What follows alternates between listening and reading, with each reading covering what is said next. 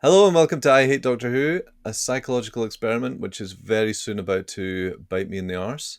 My name is Richie, and for those of you that are joining us for the very first time, the whole concept of this podcast is that I take people who dislike Doctor Who and I make them watch it.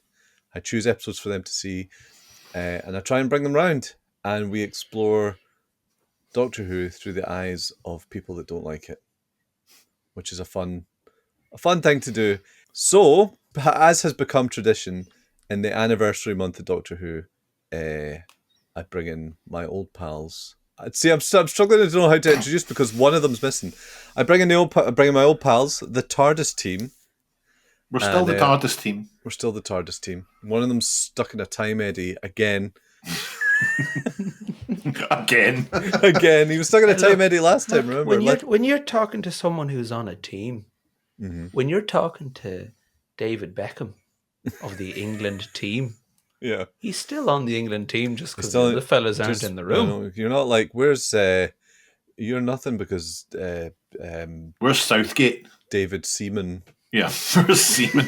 Where's Seaman gone? You burst into the locker room. Where's Seaman? Where's Seaman? I want Seaman.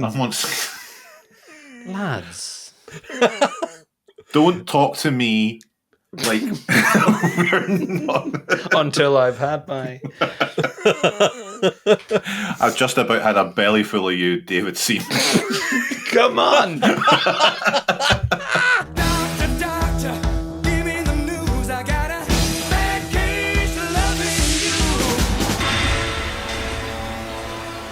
The Tardis team. So let me introduce the Tardis team for those of you that don't know. First off, we have Gav and Spence. Hello, everyone. Hi, Gav. Hiya, Richie. Have you been enjoying or hating Doctor Who recently? I've been really enjoying Doctor Who recently. That's nice. I don't want to give away anything about the coming episode, but wowee, strap in.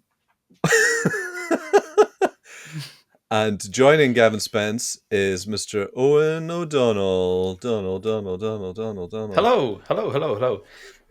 And Owen, have you been enjoying or hating Doctor Who recently? No, I haven't been enjoying Doctor Who.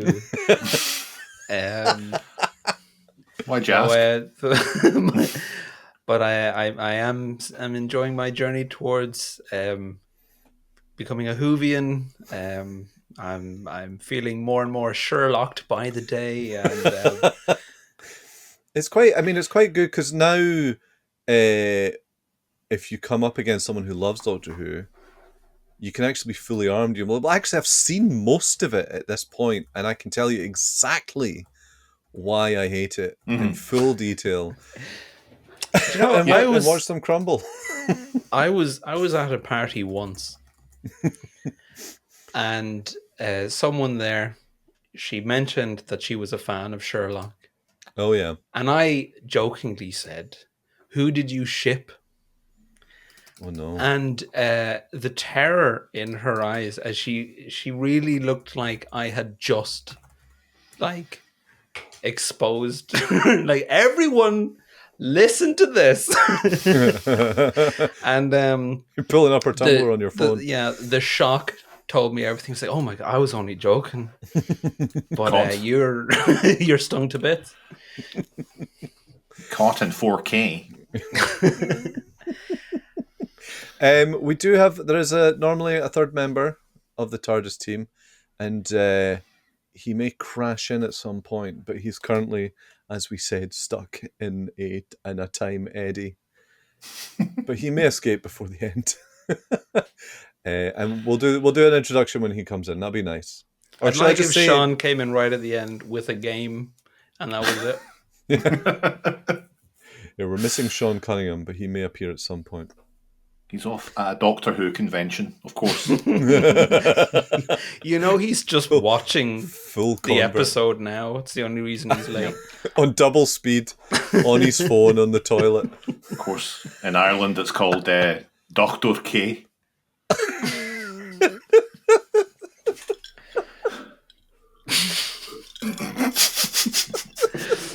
untrue because you know we don't get it at all. That's true, yeah.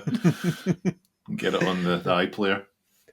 So far with the Tardis team, with you guys, we've been sort of doing a full exploration of the history of Doctor Who. I've taken you from the first Doctor through to the second, third, fourth.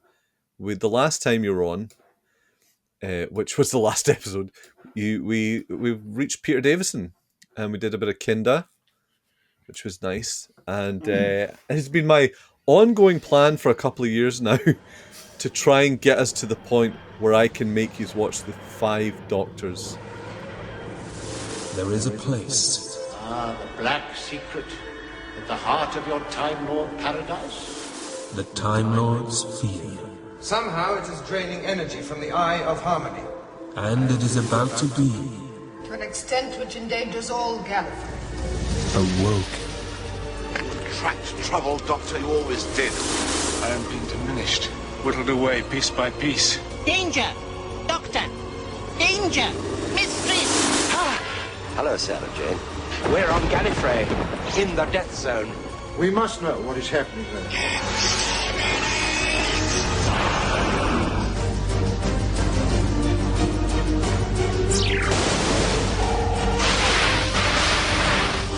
You shouldn't be here at the same time with him.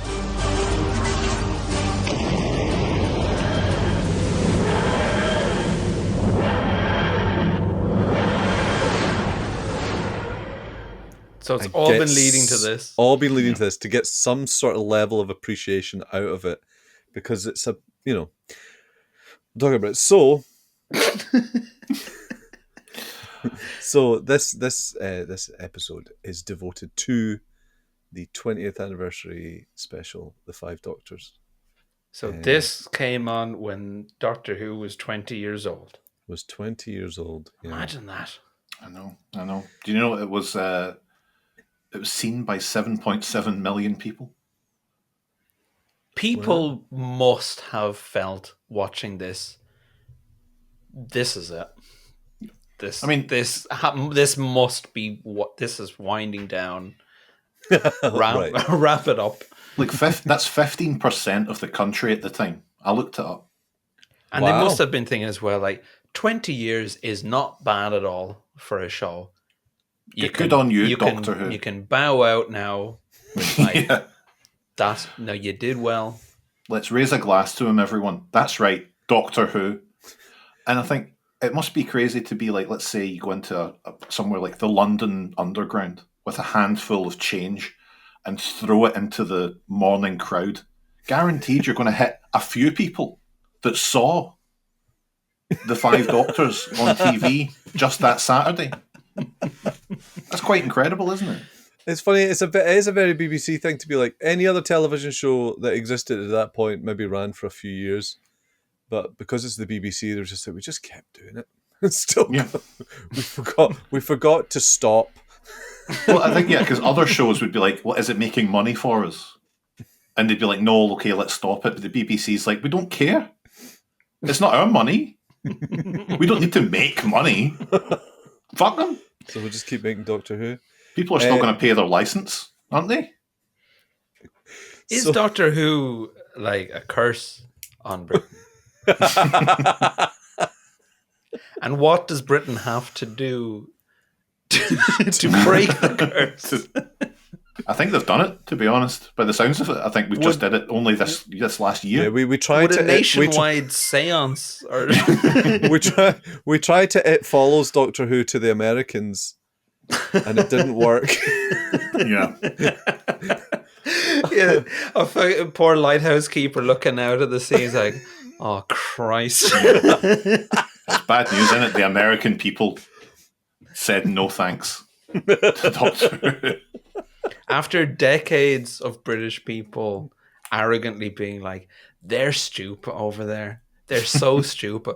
We could dump anything on them. And because they're stupid, they'll have it. And then we'll be free to continue our sophisticated lives. No.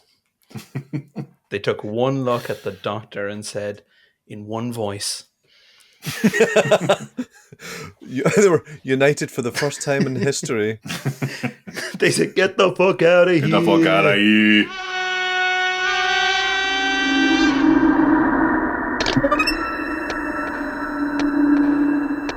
The anniversary year of Doctor Who, like for the 20th anniversary, it's kind of reminiscent of I mean, it was the year I was born, so I wasn't there.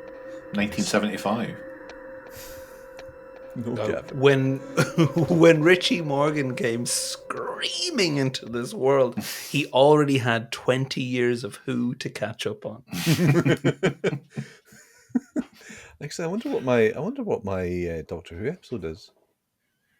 We can look that up later. Oh, the closest to your Closest birthday. to my birthday. That's a fun idea. Oh, let's do that at some point.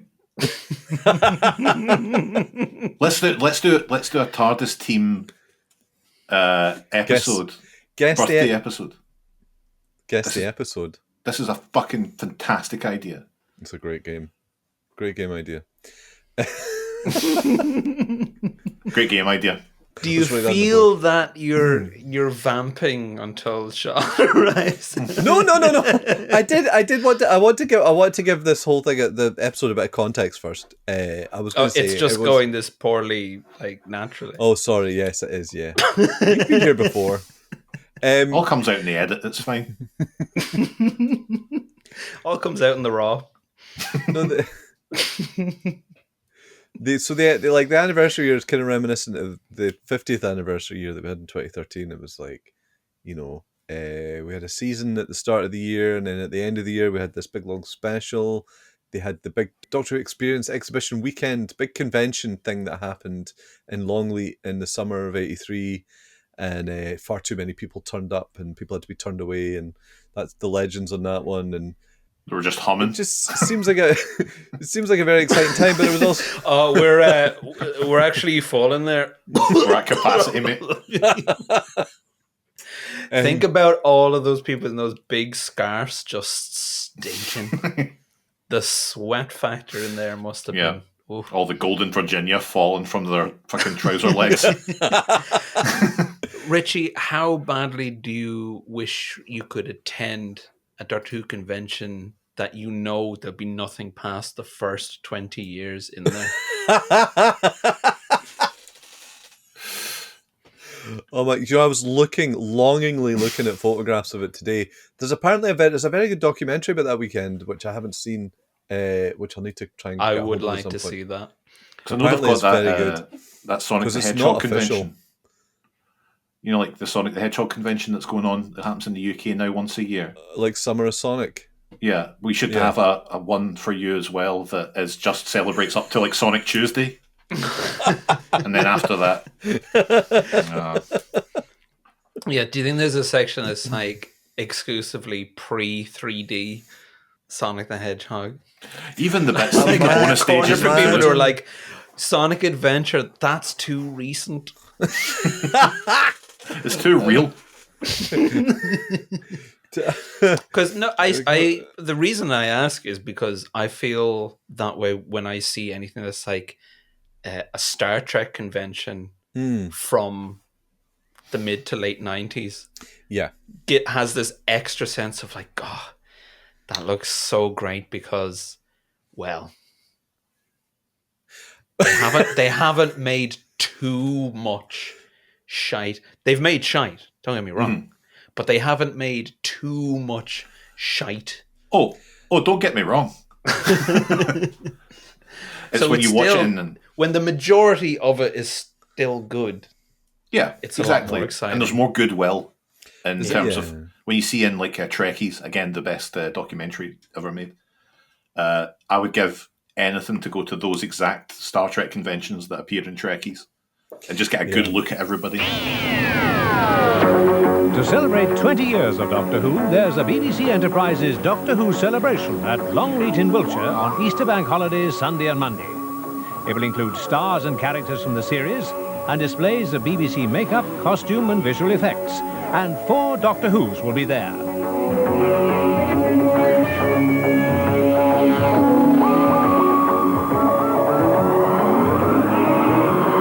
For advanced advance ticket information, please send a stamped addressed envelope to this address. I was fairly well known from All Creatures Great and Small, but obviously there's an instant kind of identity with Doctor Who that is like nothing else. I mean, you're pointed out in the street as being Doctor Who. From the moment it was announced I was doing the part, that happened. Well, one of those people who's dressed just like you has suddenly appeared. What's your name, Sunshine? Philip. Philip who? Jones. How old are you? 9. 9. Who made all this for you? Well, I bought this as a jumble set, and my mum made these. That's the blazer, yeah, and the cricket sweater? Yes, a friend knitted that for me. And your trousers look like old pyjamas, are they? Yeah, my mum made them for me. Have you ever met Doctor Who before? Yes, at Cinderella. 5 Doctors is something I take for granted, and it doesn't have the buzz. I try and imagine what the buzz would be like. Do you know what went out during Children in Need? Like taking viewership away from Children in Need. As in, no, it went on as part of Children in Need. It was on. Oh, sure. On Stick Pudsey in the corner. Yeah. Which is funny because, like, I always think doesn't that make it a lot worse that Tom Baker doesn't fucking bother? Yeah, doesn't bother his ass. Maybe that's why. You know, Tom, this is for children in need. Fuck him. Do I have the right? If I cross these wires, £2 will go to children in need. But do I have the right? But I was thinking about, like, telethons, and just like when you were a kid, telethons were sort of weirdly exciting because they were just sort of a night of live shit. But you're always like waiting for one specific thing to come on, whether that was a Doctor Who clip or. Yeah, they're gonna have the fucking Thundercats on, man. I can't believe it. The actual fucking Thundercats are going to be on there. Do you know what I thought was weird about speaking of raising money for charity? Right, I'd never watched The Traitors before until the finale there. Mm-hmm. Not to get too far away from Docky. That's all right. But they were like, "Thanks for winning. You've won the Traitors. You've won this whole series, Celebrity Traitors. You've raised £87,000 for charity, and that's great. Mm-hmm. But 87, the most popular TV show in the UK ever, and they're like, we're giving £87,000. You get more on fucking Wheel of Fortune." 87,000 is quite a lot of money. Well, two things, Gav. 87,000 is quite a lot of money. 2, it's a BBC show. BBC show I don't really know what the rules are, but they can have prizes. 87,000. It's because it's going to charity. £87,000 is piss poor, in my opinion. So they should. They're not even round it up to 100. Don't tell me you can't do that. Well, God, I'm not. The satisfaction of saying £90,000, £87,000. Shove it up your arse. We don't want it. We don't want it. Send it back. We spoke to them all the Waynes. They said don't want it. Charity's like, we're actually quite unhappy with how the BBC has handled its news coverage recently, so we don't want it. Traitors? Don't want to be associated with that. It's not very Christian sounding. Giving it all to the Salvation Army. And they all have a big laugh. So yes, it's the 5 Doctors. And have you seen, I don't know if you did any Googling, but have you seen the press photography? No. Okay, so on the off chance that Tom Baker didn't show up for the press photo of them all, they organised for the Madame Tussauds. I need to look this up right now. It's incredible. The photos are incredible. So it's all of them, and they're all just messing about with this Madame Tussauds doll. It's brilliant. That's so good. He's got the big arm over Troughton. That is incredible. No way. I'm really happy that I'm here to see you. That's so fucking good. Like, I never would have. I thought, like, that's surely a joke. It does. But it's infuriating because think about organizing, getting that and dressing and getting that to the place and the shoot. It's like, there is no way that was easier than Tom Baker just fucking showing up. Yeah. And just getting two big fucking oars from a rowboat and just getting them out the pub. And just pushing them. Move! Surely just some kind of breadcrumb trail of like shots of gin. Yeah, little miniatures. He's like, oh, I don't mind if I do. A little bottle of bells. Lovely. This will get my bell ringing and no mistake. And he's laughing away. John. I love the idea of tricking Tom. If I told this story on podcast, we were talking to a guy who was reminiscing when Tom Baker was doing a play in Glasgow. It was in the mid-'80s, I think, or late 80s. He was doing a play called She Stoops to Conquer. And someone had organised for him to come and talk to a room full of drama students, and he agreed to do it. And they weren't drama students; they were all Doctor Who fans. Oh! And so he turned up at this thing in Glasgow, and halfway through, someone asked him a question, and apparently he sort of pauses.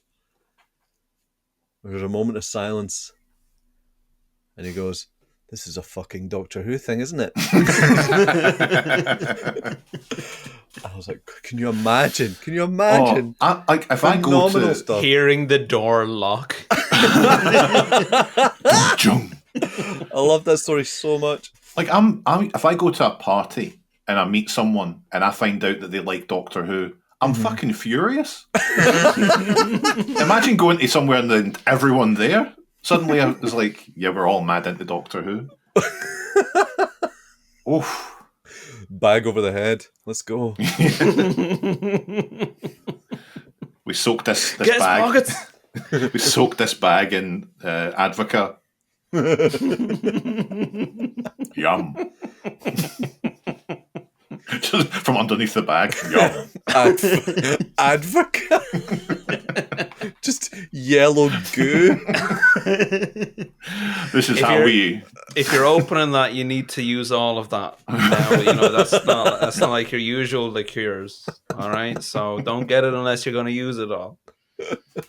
Don't worry about that. I really like to think that someone at the start of this podcast heard that Sean will appear at some point, and they immediately hit ×2 speed, and they're just listening out. He's Roger Moore and Alan Partridge, isn't he? They're listening out for Sean's soundboard as soon as they hear. Yes, as soon as you give me fuel.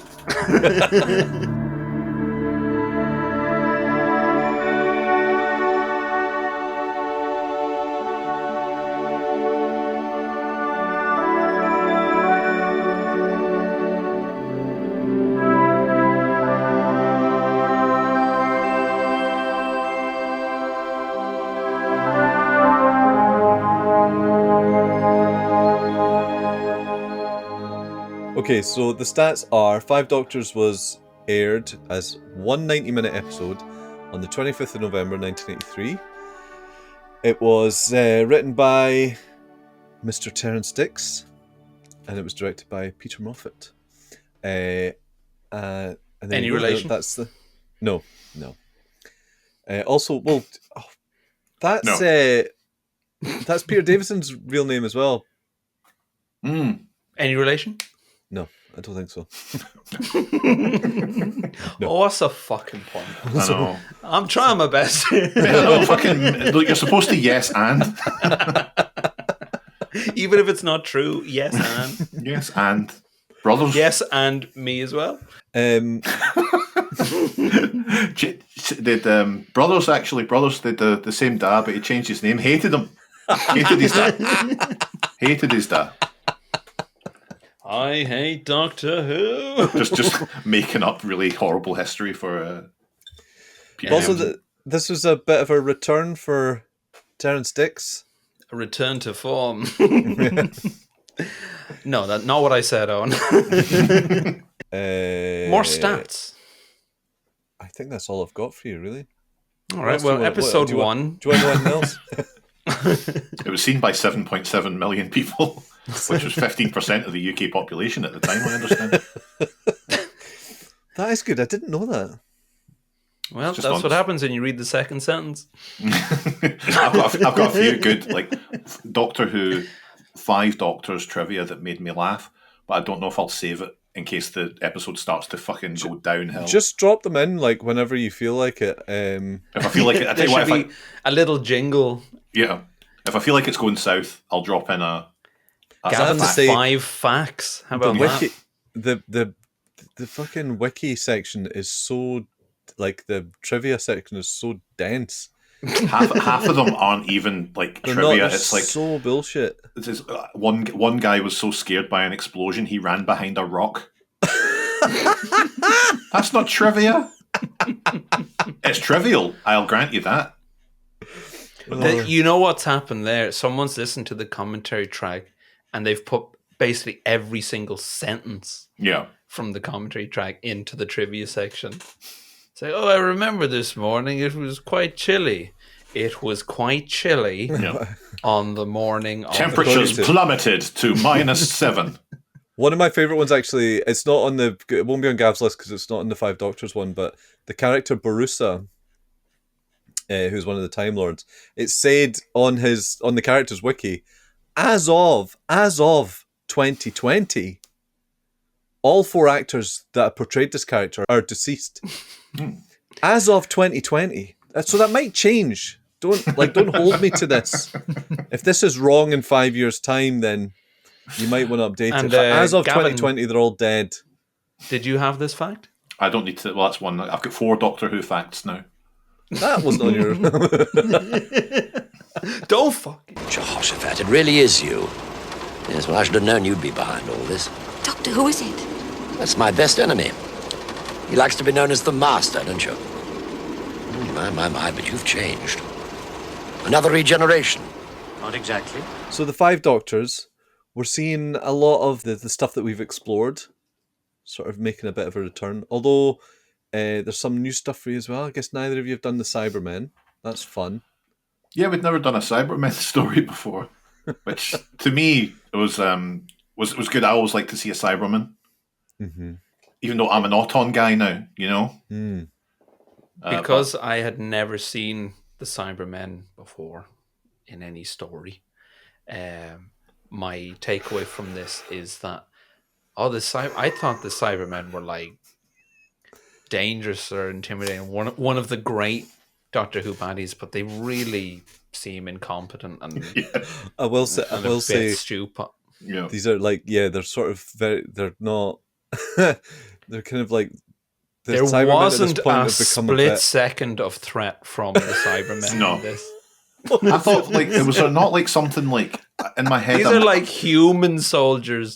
Yeah, but much worse. Yeah, the sort of slow and shambly. Yeah, I was like, maybe they're cut off from the Cyberman high command or something, and they don't have access to their higher functioning or something. But it would be scarier if just 5 human men holding chains were there. I'd be much more worried about that. I would take my chances with the Cybermen. But we can talk about the Cybermen later, especially when we start talking about the Raston Warrior as well. Oh, don't. But the episode opens with a clip of William Hartnell.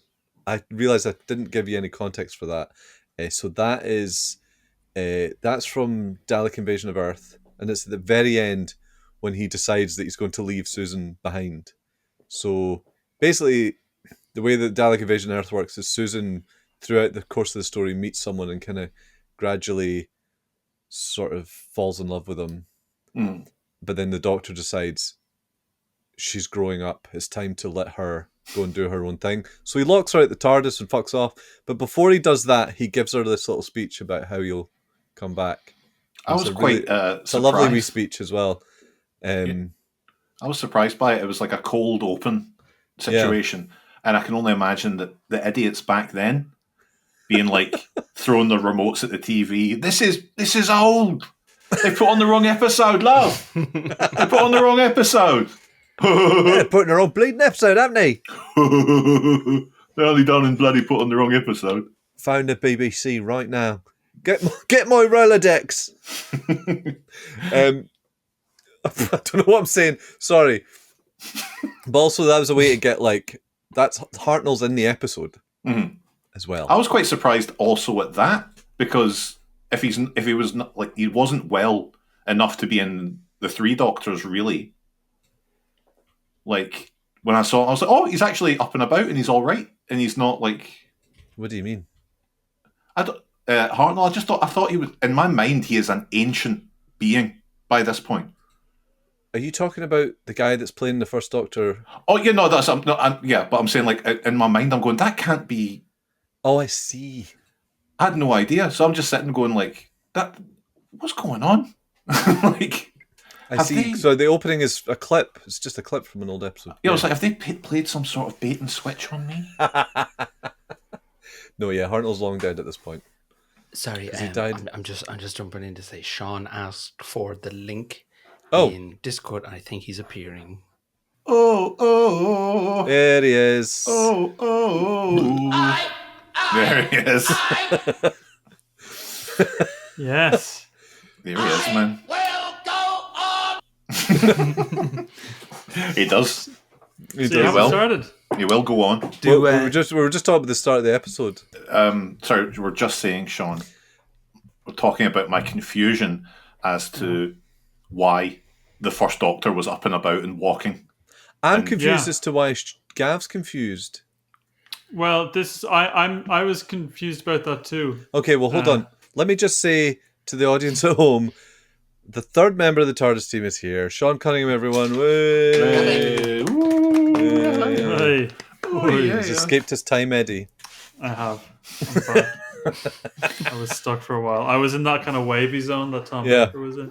Yeah. But then I actually showed up, unlike him. We were about to send the triangle to get you.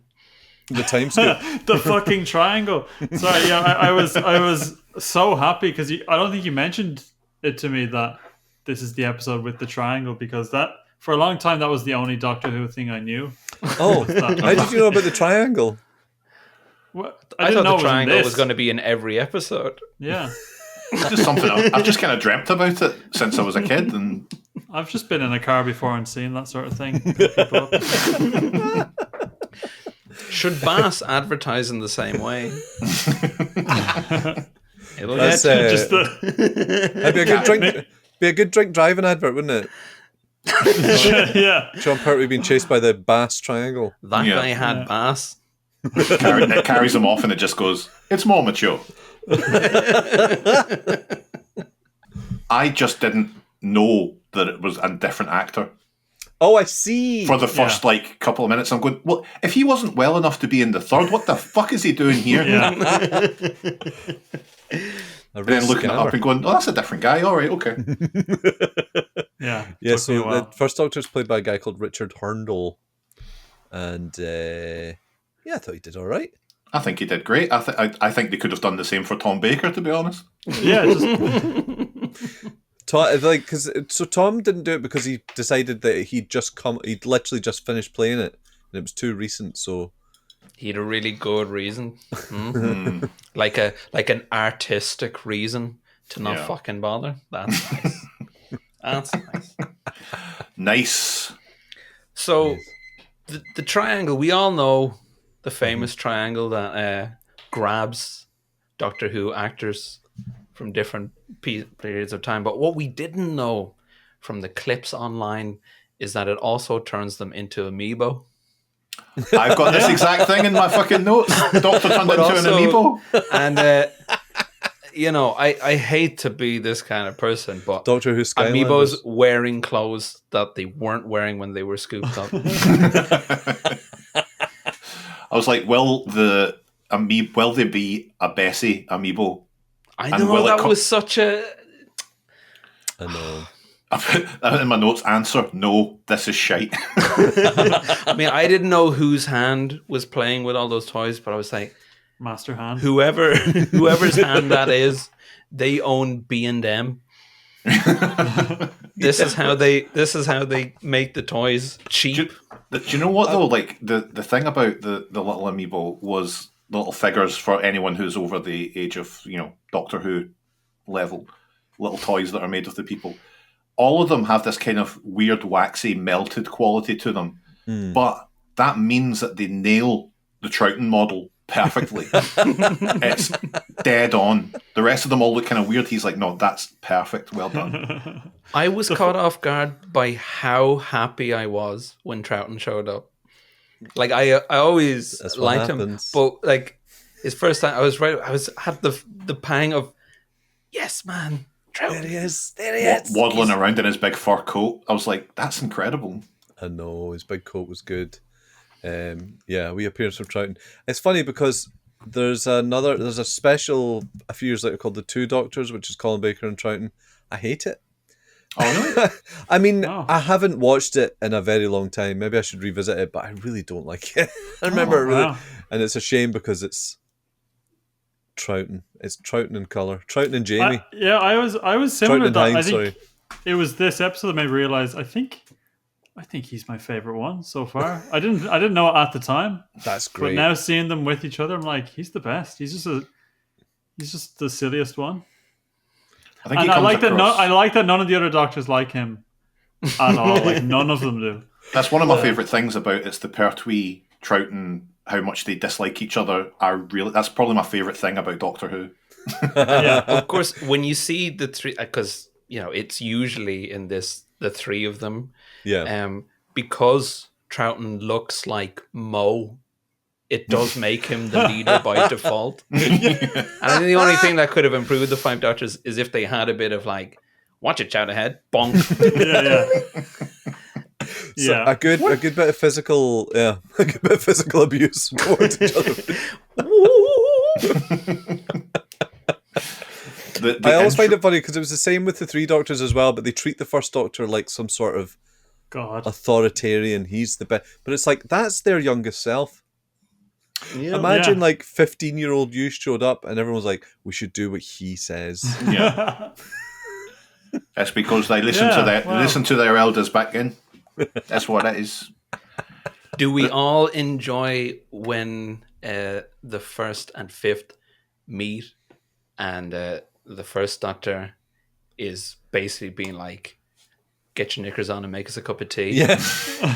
And the Fifth Doctor gets a bit like, sorry, I used to be a bit like that, but I'm better now. Yeah, and also he tries to do it to Tegan as well, which is funny because Tegan is obviously just like, excuse me. Yeah. But it's funny actually because there was a Two Doctor. So Peter Capaldi's last episode is him and the First Doctor. And they do a similar thing with the First Doctor being like, oh, he's a bit sexist because, he's from the past and all that. As a sort of, they just play it for some laughs. And it got a lot of pushback. And I'm watching the Five Doctors going, you'd never complained about this. But anyway. Too much else to complain about. Yeah. Why wasn't there a Bessie toy? That's because it was children in need. Because that absolves all the problems. Like seeing Tegan... incredible. Let me start off. Tegan has my mum's exact haircut, which in 2025 speaks to how future-facing Doctor Who is. Watching it, there's something about. I'm going. What is it about her that's triggering a rage in me? And she's got my mum's exact haircut. Yeah, I can see Tegan ruining my wedding. Yeah, I don't know what it is. Yeah, I think that's why I quite liked the second Doctor in this one. I was like, all right, you got my hair. That's what it is. So the Brigadier and Troughton attempt to outrun the Triangle, which is funny when you see the Third Doctor like driving away from it in a car, roughly the same speed as two old men running. If Bessie isn't out doing the Triangle, the 80-year-old Brigadier wasn't going to the poor guy. Do you know how happy I was to see the Brigadier scooped up with him? Yeah, because I was like, because I'm a fucking Lethbridge head after recent times. I watched a spin-off called Downtime. Gives you a new appreciation for for the For Brigadier. all kinds of things. All kinds of things. You're just how much life you've got left on this earth. But I was so happy to see that he wasn't just left behind, like. Yeah. Oh, you yeah. know, bloody hell, well, good luck, Doctor, wherever you are. No, he's Isn't going. it very funny that while driving away from the triangle, when he looks into the mirror and the triangle's gone, Pertwee smiles as if problem solved. Lost. I'm never going to have to think about that again. I'm not going to go to bed thinking, what was that? I'm just going to go, right, that's done. I mean, I'm going to have to take the longer route round now, but fine. Like that on a straight road in the middle of nowhere. Lost him. I liked that consistency as well. The triangle strategy was, I'm coming from behind you. I'm in front of you, actually. I'm joking, I'm in front of you. The triangle just appearing out of an alley. Got you. You hear a noise, a triangly noise. I wrote in my notes that I am delighted to see K9, and I didn't think I would be. But one of my favourite things about this episode was, and this might be a Doctor Who thing for all I know, I'm sure all of these people listening will be typing furiously. Beware of the dog in computer font is very good. Yeah. Because you're supposed to see it and go, is he some kind of fucking computer dog? So apparently Terrence Dicks had to fight to get K9 in the episode. Because apparently the producer was like, no K9. Obviously, Sarah Jane has K9 after her adventures. After her one episode spin-off, K9 and Company, where she gets sent K9. Such a good idea. Just imagine fighting for it and go, no, it's really important that we get K9 in the story. And go, all right, okay, well, I can't wait to see your pages then. And they come in, and K9's like, oh, I've got a bad feeling, man, don't go out. I know. I think that was the compromise. It's like, you can triangle get detected. A bet with K9. I think there might be a triangle out there. Maybe you should stay in. Stay in where the triangle won't get you. Also, I love the idea of like Barusa with the time scoop being like, get that fucking Doug, Mon. I like as they're all scooped up and we see the Fifth Doctor each time one happens, like, God, I feel like parts of me are being taken away. I'm becoming even more boring. He does quite a nice. It was something like, I feel like an iceberg that's losing parts of itself or something. Like breaking away or something. Breaking away. Yeah. I was like, that's quite poetic. That's nice. I really like so the opening. You wouldn't have realized this, but the opening, that's a new Tardis console, and we're being given a new new Tardis stuff. I love that. One thing I really like about the Five Doctors is the soundtrack, but that wee opening moment when they're on the Eye of Orion, and it's just whales. But they've got just this lovely moment, and the music's really nice. It's just very peaceful, and I love the vibe. But also, another thing I love about Five Doctors is seems to have the most film to video ratio of any episode, because he seemed to have filmed most of it outdoors, which is also nice. I always like that bit at the start where they're like, she says something like, it's almost a bit like Earth or home or whatever, but they never choose to like pick a location that doesn't have like a bit of rubble from like the 1800s in the background, like bricks. It's like, it's an alien planet. They had to get all the Doctor Who classic things in. Daleks, Cybermen, quarries. Yeah. Oh yeah, it's everything people love. If there was no quarry, everyone would be like, "Oh, what is this?" I retroactively wrote a note when I had watched the whole thing, because I remember there was chat before. I don't know who mentioned it, but there was reference to the fact that like one of the Doctors isn't in it. I knew that it was the Five Doctors, but there's a thing that one of them isn't in it, and I just always assumed it was, all right, yeah, the first Doctor's not in it because he's dead or something.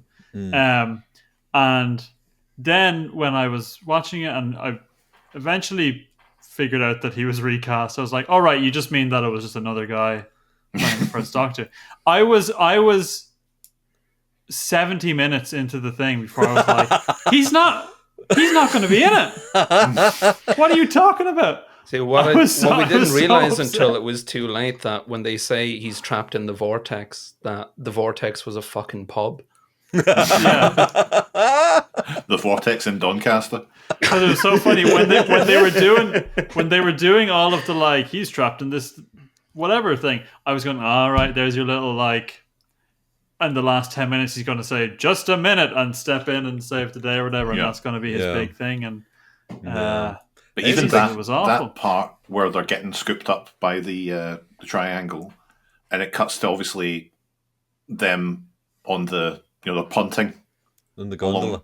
On the gondola. And I just wrote, imagine spending a warm afternoon punting along the river with Tom Baker. I know. Like, do you think even the crew appreciated what was happening? I was trying to figure out if him and Lila Ward had fallen out at this point because they got married and then they broke up pretty quickly. I think. I think we need to drop the Tom Baker. Oh, what a great guy! What a great guy to spend time with. Because I think this special, I spent this special feeling bad for all the rest of them. Where you think like look at the fucking work Troughton is doing here. Yeah. Imagine being him and having to listen to people going, "Oh, Tom Baker's the best," when that cunt needed to be replaced with a fucking wax statue for the photo shoot. In fact, Sean, were you here when we talked about the statue? I've seen the photo of it. Okay, because I looked up Tom Baker Five Doctors after watching it, and that was the first thing I saw. we only just saw it there, and I cannot believe it. It took me a while. But you know what I mean? It does. I mean, I know like it's sort of funny, the Tom Baker thing, but like you hear a certain amount of stories about he was a bit of a pain in the arse on set, and it's like, at what point does it stop being a charming rogue thing and like actually this must have been fucking rubbish. But I did think about it a lot, but in terms of after going, if Tom Baker had been there, how different it would have been, and like how overpowering he might have been. Yeah, it probably would take about twice as long to film it. Do you know the chat? You probably don't know the chat, but I can't remember. I don't know if it was the 83 one or what, but there was a convention that they were all there, and Tom Baker appeared in a separate room from the rest of them. You see, like that's no longer a brilliant story for me. That's like... See, this is where you and I differ. This is where you and I very much differ. I'm like, two right men. You're the best. You're the best. It's like, remember that clip when Shatner tells Patrick Stewart and Jonathan Frakes that he's never watched an episode of TNG? I've never seen I've never seen your show. And they're like, and they're both like, what? And he's like, and he tries to claw it back. He's like, I just watched the news.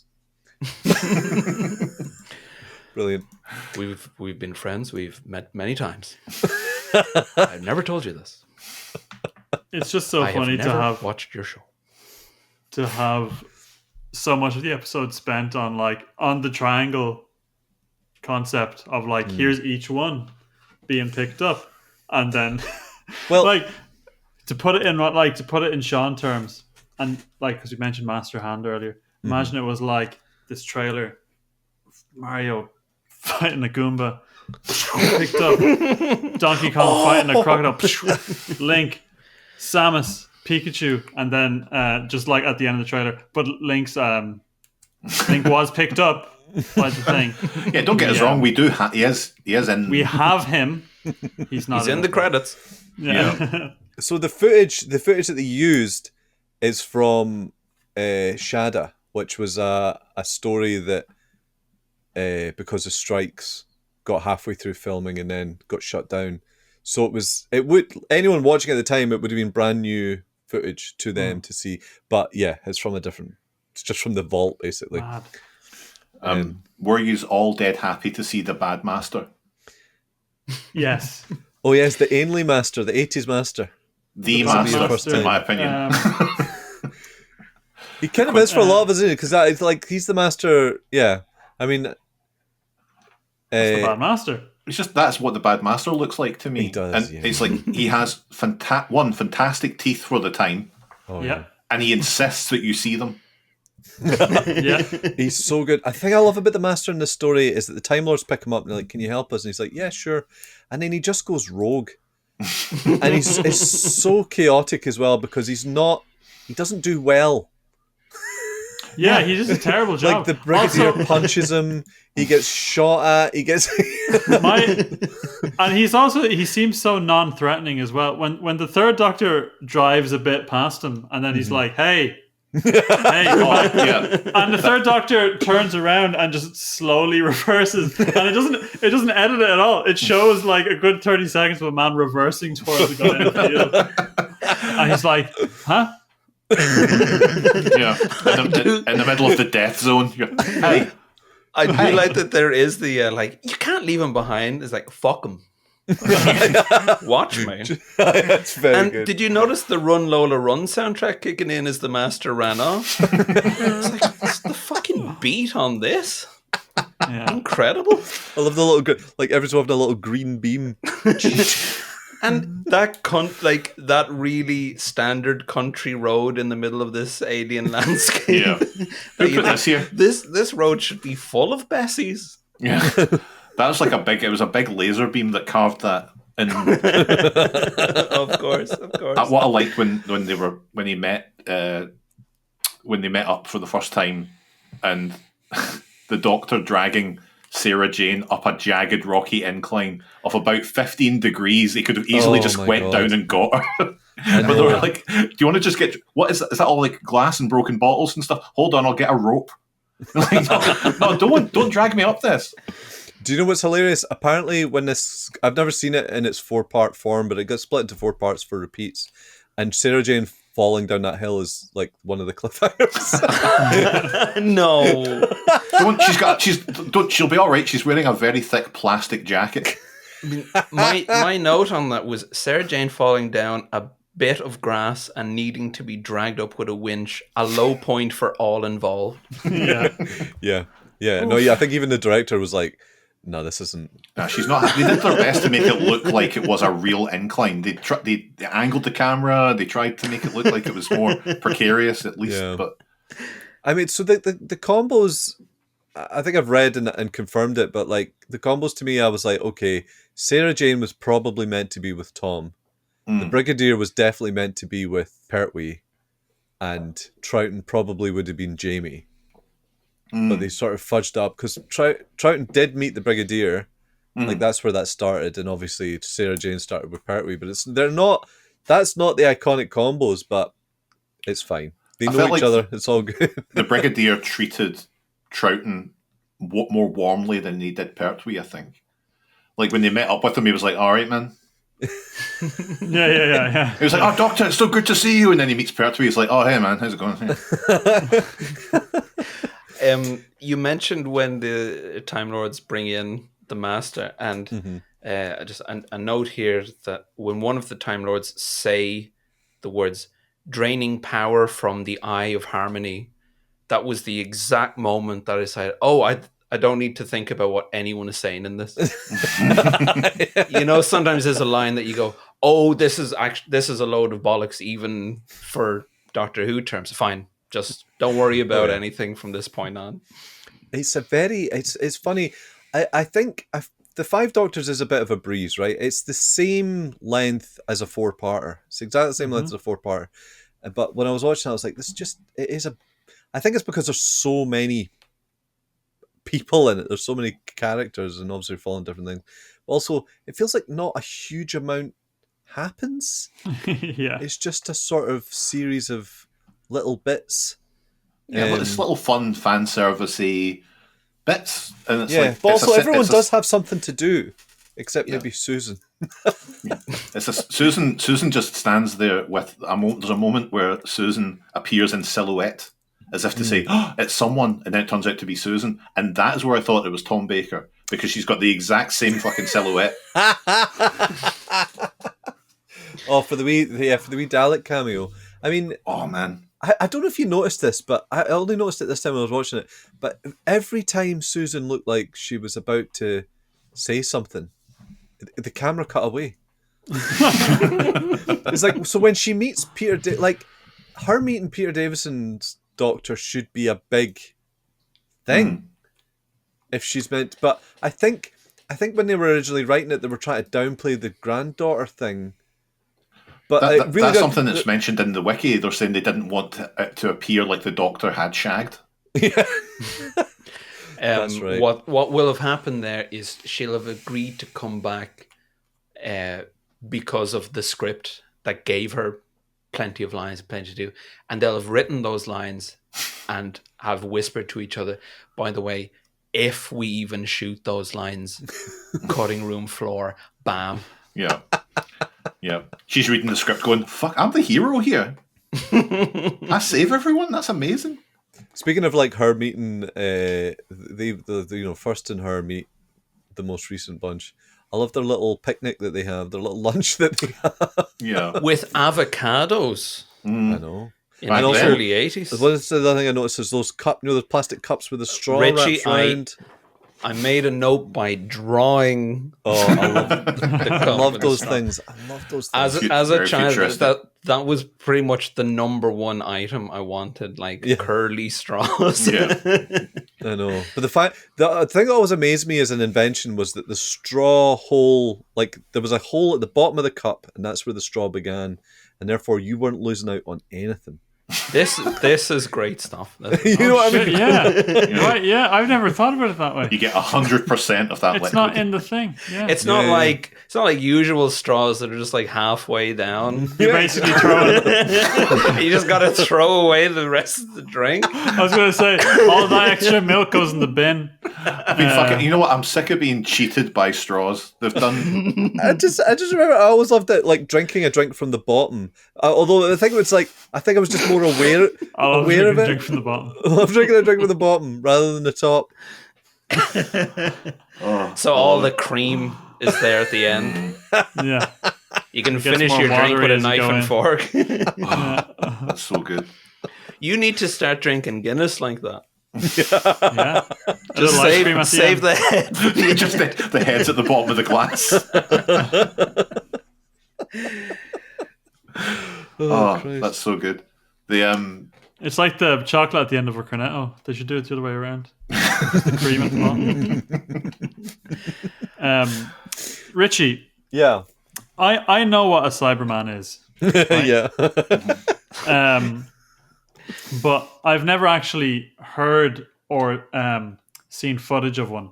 I've only just seen pictures of the Cybermen, right? So we all know this sound. We've all heard that sound before, right?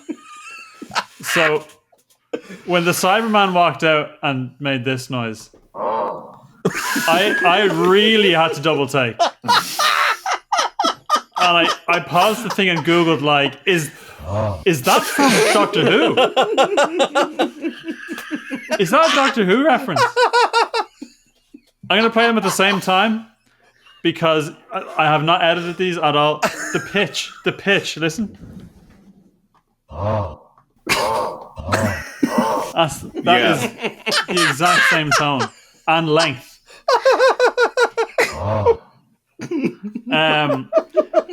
So before I could continue, so that's how Cybermen go. For our older listeners,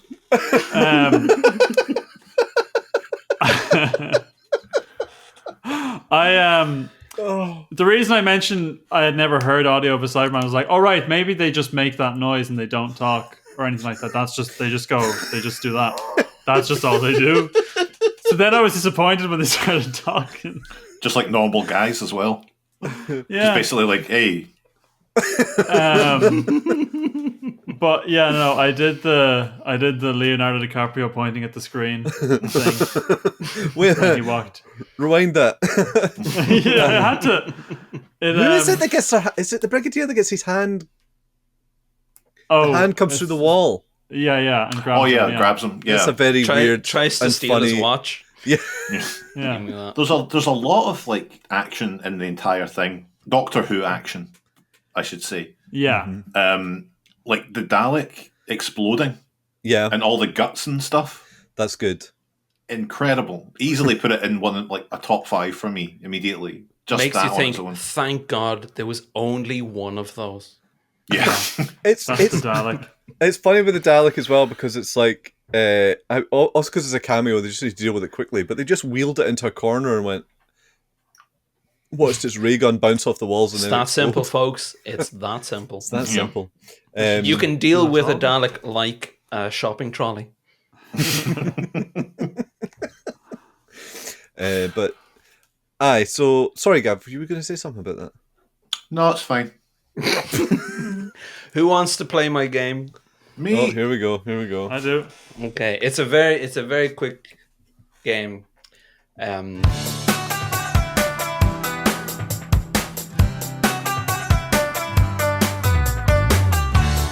Hello, and take a load off as I welcome you to my relaxing game.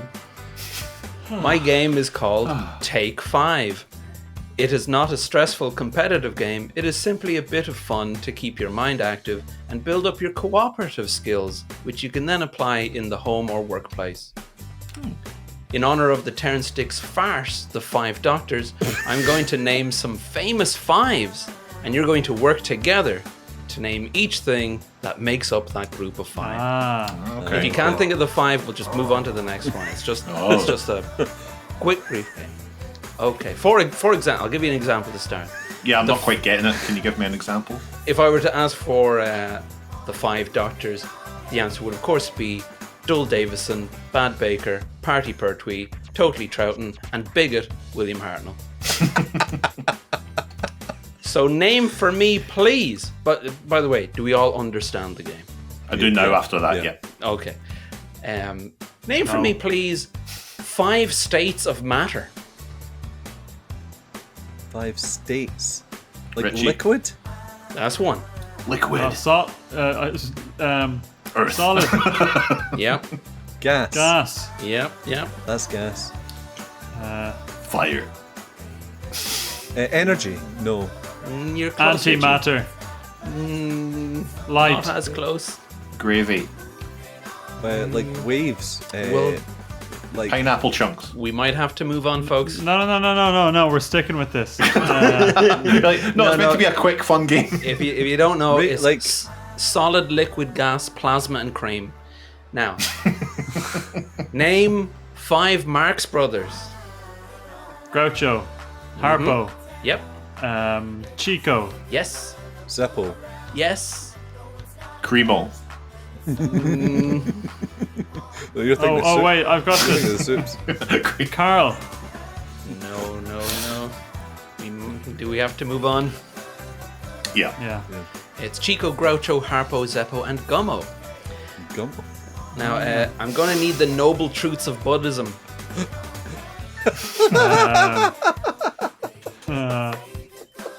Well, Sean, you can handle this. Just 5 noble truths of Buddhism. Sitting. 5 Sitting noble down. truths. Wisdom. The answer's always no until you ask. Yeah. What's for you won't go by you. Never make a mistake. Sit down with yourself. And bulk your ideas up. Yeah. Wind your neck in. That's Christmas Keep the coming head up. doing. That's Christmas coming up, so put your holidays in now. Pennies turn into pounds. And no pockets in a shroud. Pity. Are we? Take your are coat we, off indoors, or you won't feel the benefit. Are we passing? Yeah, go for it. Yeah. Okay. This is The a hard answer game. was, of course. I know, like the listeners are just screaming, Dukkha, Samudaya, Nirodha, Marga, and Ansun. And cream. Next up, who wrote the Gospels? Matthew, Matthew, Matthew, Mark, Peter, Luke, Luke, John. Yep, I'm gonna need one more. Matthew, Mark, Luke, John. Peter? It's famous Judas. fives, guys. Famous fives. Jesus. God. Gabriel. Tom York. Moses. Tom York. No, you're passing. You're passing. I'm gonna need now the definitive members of Kiss. Ace Frehley, Gene Simmons, Yeah. Peter Criss. Paul Stanley. Lars Ulrich. John Deacon. John Deacon. You're so close to getting it, folks. I was looking for Gene Simmons, the Demon, Paul Stanley, the Star Child, Ace Frehley, the Spaceman, aka Space Ace, Peter Criss, the Catman, and Anton Forster, the Dog's Dick. Now, presidents on Mount Rushmore. Oh my god. George Washington. Famous five. Roosevelt. Washington. Yes. Lincoln. Yes. Mario. Ganondorf. He's on there. Come on, two more. And if you fly into him, he turns into Wario. That's in pilot. Just two more, folks. Two more. All right. Richie was saying it should be. You were saying it should be Donald Trump by this point. Do they have Lincoln on there? Do they? Yeah, we got Lincoln. Benjamin Franklin. No, I'll just give it to you. It's Jefferson and Gummo. Now, finally, famous fives. The original members of the Fantastic Four. Ting. Ben Grimm. Tin. Invisible Woman. Yes. Sue Storm. Flaming Man. Yes. John Storm. Stretch Armstrong. Yes. Stretch Armstrong. Reed Richards. And number 5. And just one more. Well, you could have She-Hulk. You could have Herbie. You could have Franklin. Spider-Man. You could have. No, so I'm looking for Anton Foster, the Dog's Dick. Thank you for taking 5 with me. And I'm glad we got all the way to the end without anyone going, hey, wait a minute, because in reference to the 5 Doctors, they are famous fours. I see. There we go. That's the big joke. That's the big joke. Big joke. Very funny. Very funny. Can we get back to... This is the problem is, though, you see, something like that, people will be listening to it and going, well, if they don't know who's on Mount Rushmore, why should I listen to them about who? Yeah. Gummo. Bloody dullards. If they don't know about Gummo. Never even heard of Gummo. Sarah. I've never even heard of Gummo. And of course, Gummo was the 5th Marx brother, but who was not involved for any of it that mattered. For reasons. And poor old Zeppo, of course, but look, that's a whole other Zeppo was not podcast. really one either, yeah. Listen, cut the shit. We're here to talk about Doctor Who. Mm-hmm. Did you like it when the Brigadier and Troughton teamed up to go exploring in a cave and got attacked by a Yeti? Mm-hmm. Yes. I like did that. because Troughton unveiled Looney Tunes powers. He was dynamite? pulling things like dynamite out of his coat, just prop. This is just cartoon nonsense now. Yeah, which I and throwing them on the floor as well. He wasn't putting them back in his pocket. The scene with the classic line when he fires the firework at the Yeti, and it goes, and the Brigadier goes, "You've maddened it." I loved it. It's like, and also they lit a big torch to see, and they're clearly, as you would be, terrified of it. You can tell the actors don't want anything to do with it. They don't want to come close to it. They're like, hold this for a second, and it takes not in that giant coat. Well, exactly. Yeah. How flammable this is. He's like, hold this torch, and the Brigadier's like, okay, how do we, without taking my face off with this thing? And it just makes you think, like, how shite it must have been, I would say from now, 15 years ago, all the way through back to the dawn of history, where you didn't have access to a light on your phone. Yeah. It's only been a recent thing, more or less. Just be in the dark. I've always got a torch on me. Incredible. Just think of all the movie tropes that are fucked because of mobile phones now. Yeah, you got your phone on you? Oh, that's right. Aye, hold on. Oh, got wet. Got wet, see? Got wet in the cave. Wet. I sat on it. Accidentally putting on the SOS. I like how that scene resolves as well, because it is like it starts off as like we're trapped in this room sort of thing, and the last thing is maybe we should just look right behind us to see what's there. Yeah, the rest of the cave. We're trapped. Oh no! They had that whole thing, which I think is genius, by the way, just in a sort of weird way. Where it's like they had that rhyme when he's like, you know, they either going above, middle, or below, and so every Doctor had to go in a different way. It was like we can either go in, we can go through a dangerous cave, or abseil across the top, or we go in through the front door. Yeah, you just walk in. They all chose, Yeah. But I've got in my notes here. You have to hand it to Tegan for attempting to traverse the death zone in red heels. And then I wrote, I bet Richie likes that. Why would you think that? Do you like it? No, I do, yeah, it's good. It's pretty good, eh? Jesus. Can we get, Sean, can I just get a quick, from there? There we go.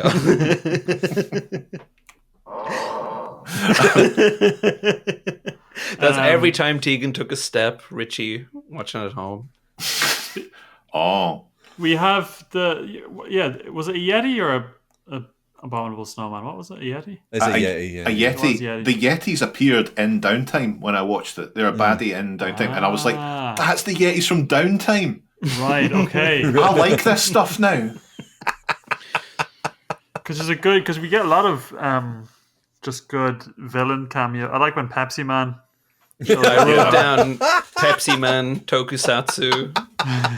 Like this is just straight out of Tokusatsu gifs. That sequence. So the Rastan Warrior, right? That whole sequence is probably my favorite bit. But also, it's so Japanese. Yeah. Yeah. It's like, so apparently the director didn't direct that bit. It was like a second unit with the producer who went and did this stuff on his, John Nathan Turner. And like, I just love it. But also I love that Pertwee's like, what does he say? Is it like the most efficient or most... Yeah, it's like the deadliest. The deadliest killing machine or something like that. Yeah. And then he fucking steals its arrows. Yeah. But no, I love all the jumping and disappearing, and then it's like, but my favorite thing is just the Cybermen being absolutely eviscerated. But I think it's the first time I've ever noticed it, but the Cyberman vomiting as it dies. Did you see that? No. It's such a blink and you'll miss it, but when the Cyberman gets killed and he's just throwing up out of his the tiny little hole in his head. That big breakfast. What's he throwing up? It's Shouldn't just have like that Cumberland sausage. It's just like a sort of custardy, milky. But yeah, he's throwing up. Slain by Pepsi Man, and now I'm sick. And another highlight for me, speaking of it, is when Susan says, "It's a Cyberman." I love both the Brigadier and Cyberman. I love it when it's a good thing about old Doctor Who is like, there's always an actor that calls him the Cyberman. Like, when someone says it's like we got like an undersea robot. Wrestling. Yeah. Does the Brigadier call him wrestling? At this point, I wouldn't be surprised. Wrestling, which sounds like someone talking about wrestling. Wrestling, which to my ear sounds like wrestling. My notes also have here for this part Chancellor Flavia there, and then I wrote put a coffee joke in here, and I didn't do it. So, just if you've got a coffee joke, send it into I Hate Doctor Who. And don't forget to mark your email, Flavia. Let's hear your Flavia jokes. Was that Pepsi Man's first appearance, or it was?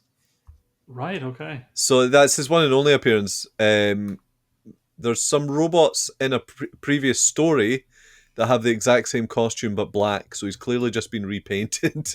Right, okay. But as like the actual character, yeah, it's his first time. But I just love that he's got a little stash of arrows and hooks and ropes. It's honestly like I know Owen will be fucking looking down his nose at the whole thing, but I loved it. That whole bit, I was just like, this is the best thing they've ever done in Doctor Who. Yeah. And I love the Rastan robot. The little V pose he does when he jumps, he does a little thing like that. It's so good, isn't it? I love it. Whoever made that bit, they must have somehow seen something made in Japan. It's so point. Japanese, isn't it? Yeah. It's wild. It really sticks out as well. Yeah, you can see it being in the extras or something, like some guy is going, yeah, I went on a fact-finding mission to Japan for a BBC show, and I turned on the television and there it was. I thought, my solution. It'll be, my wife was always getting at me to go, so I went, and while she was out, I was watching the television. And yes, most amusing. I said to the boy, will she be all right on her own? He said, it's very safe country, very safe. When the third Doctor does finish abseiling and gets to the top, he's the one who abseils, isn't he? He does a lot of climbing. I genuinely liked how when his companion, whatever her name was, what's her name? Sarah Jane. When she's falling, the way he talks her through pulling her up was just quite real and like it. Yeah. Gotcha. Right, now find a foothold.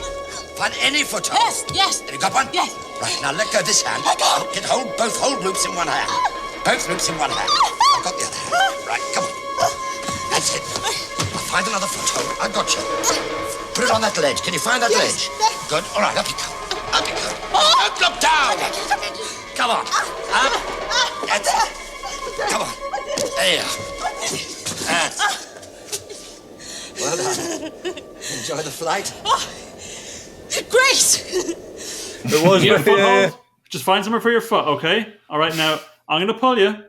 Okay. Now put both your hands in my hand and let go with the left hand. Now reach up. Like, it was a really precise. I think you'd feel pretty safe with Pertwee. Like, I think you're right. I think that's just him. Yeah. If you're out climbing, it was good. If you wanted anyone to save you, I think it'd be Pertwee. Pertwee's like a good. Pertwee's got that action man past, you know. Yeah. But I was quite impressed by that because most things will just go, take my hand.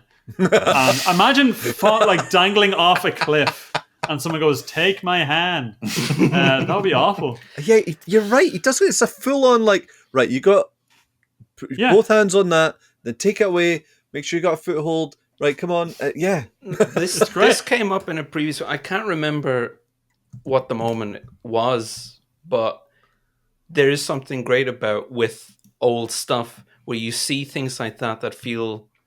Actually, I think it might have been the lighthouse one where like all the stuff was thrown on the ground and they had to like rummage through pockets and stuff like that, and it does these moments that would never survive in a modern production, but also lend it for a moment a bit of like, well, this is realistic and natural. This is just what it's like if you have to go through someone's pockets or like helping Sarah Jane up off the side. It feels a bit more real and a bit more dangerous just because there's an actual, we're holding on it instead of like, it's not 5 fucking angles and smooth and she's up and it's fine. You do feel like, like you're all right. You're with me now. It's like, this is like watching footage of someone in that situation. It's a slice of life, isn't it? That's it. Yeah. It's like Pertwee became the emergency services for like. Oh yeah, I bet you. It turns out Pertwee like flew with like a flying ambulance for 6 years or something like that. Just put one foot in front of the other. I was really impressed by the dash of realism when like he pulls her up, they have a little sit down for a second, and he just lets out a big. Oh.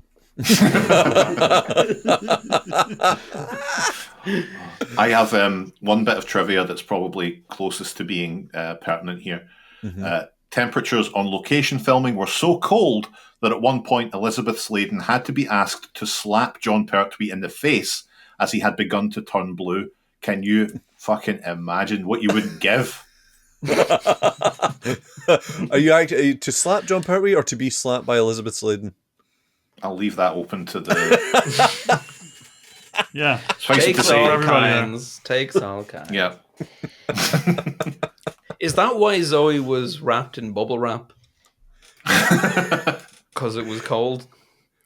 So Zoe, apparently she was pregnant. Get her in bubble wrap. But also, I think maybe bubble wrap was still on the verge of still being kind of futuristic. I think we've been saying that for the last 15 years. Maybe. Yeah, it was an Autons reference. Yeah. Watch out, the Autons have got hold of the bubble wrap. That's going to be a nightmare come Christmas time. I've got packages to send. My plates are fucked. When the Master takes the Cybermen into the big room and it's got the checkerboard floor and it looks like a scene from Nightmare. Yeah. Again. Yes. Just me going, this is the best Doctor Who they've ever done. Yeah. Absolutely loved it. It's an incredibly studio moment, isn't it? And I think it's funny as well because everyone's talking about the pattern and how, like, I love the easiest pie thing. And then, like, the Doctor just walks in a straight line across the Yeah. nobody seems to be running in any sort of pattern across. No, I mean, that's the thing. It's a pattern that's indecipherable to us, but to them. But like the subtitles gave away the pie thing in the Master's hint. He's like, it's easy as pie, and it's spelt P-I in the subtitles. Once again, subtitles on the iPlayer, and indeed, subtitlers as a whole across the world are the world's worst people. Yeah. Getting that out there.